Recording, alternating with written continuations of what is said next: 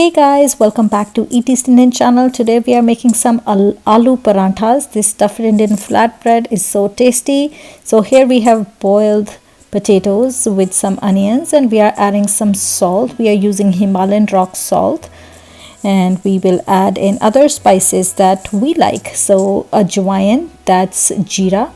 You can also add chili powder if you want to make them a little spicy. If you're making it for the kids, you can skip that.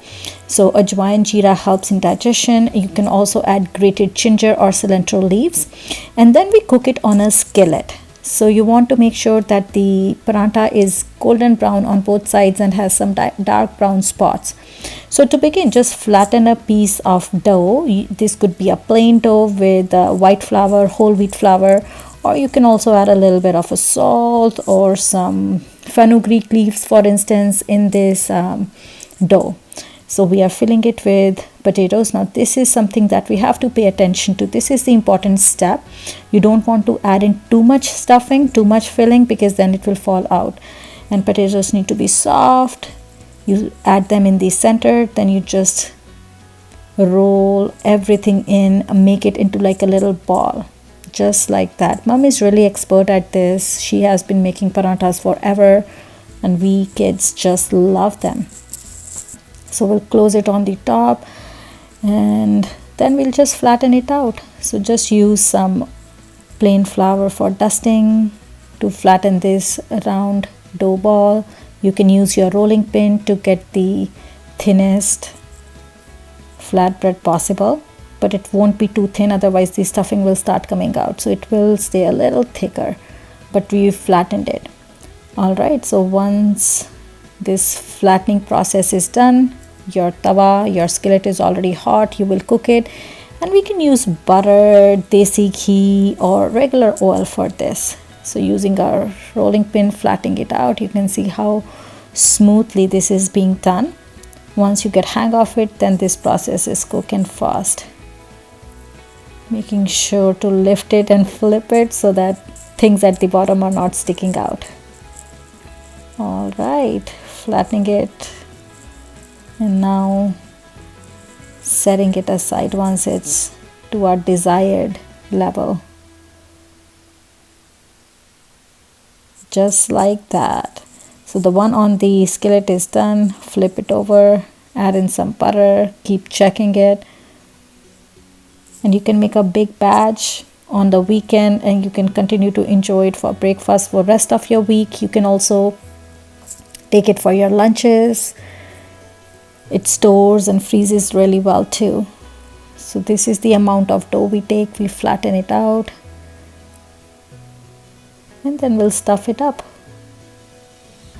You can also use different stuffings, mooli paratha, gobi paratha. We've got lots of different videos. Check them out, friends, and do subscribe to Eat East Indian channel. We love bringing tasty food videos to you. So we are just going to cook this fresh paratha that we had flattened out. Just dust off the extra excess flour when you put the paratha on the skillet. And flattening the next one. So there is never a dull moment, always something's going on. Yeah, that's it. Filling with potatoes with some white onions and ginger is going in. Spicy, medium or mild as per your liking. Closing the top. And we will do it all over again.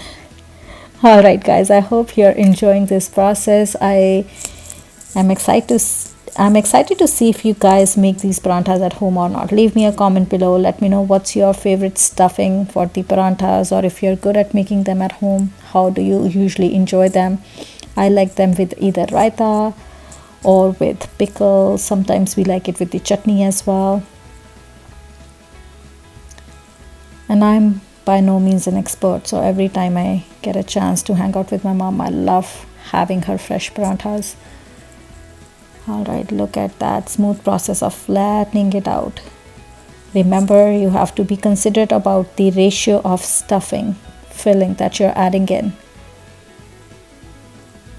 Fantastic. Flipping it over. Indian spices always lend such a good flavor to our stuffing, so make sure you use them. as per your liking. Ajwain, ginger, salt, garam masala, chili powder, those things can be added in the stuffing. And it was just boiled potatoes, peeled and mashed. So while we continue with this process, why don't you check in into your kitchen and give these paranthas a try. Thanks for watching this video, guys. I do hope that you liked it. Leave a comment below and do keep watching Eat East Indian, because we will bring around another tasty, exciting recipe. So I'm going to dig into these paranthas with mint chutney, with some pickles, and I hope you enjoy your weekend too.